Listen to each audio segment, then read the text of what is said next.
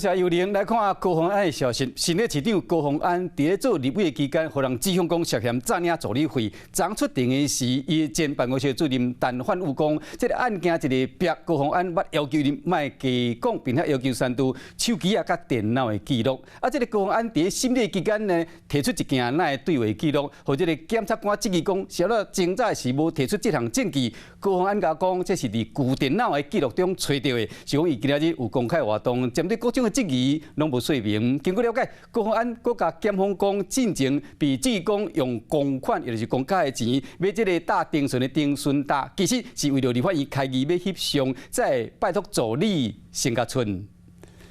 All of the guests, especially from different countries. 穿黑西装徛伫台顶，新的市长高虹安今仔日早起参加活动，悄悄含外国宾客记者，看不出来伊前一天才就发现高虹质疑讲有灭证的嫌疑。那个有指示灭证的事情吗？面对媒体，无想要假讲。严格早暗，高虹安前往地方法院说明涉嫌诈领助理费案件。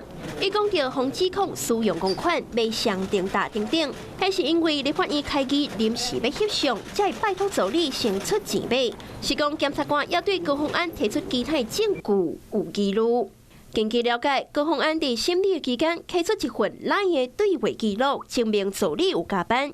是讲检察官说这期侦查内底无提供的证据，先怎在审理的时阵才摕出来？高虹安是表示讲，因为伊换手机啊无资料，后来伫旧电脑内底才找到记录。请问是陈先生吗？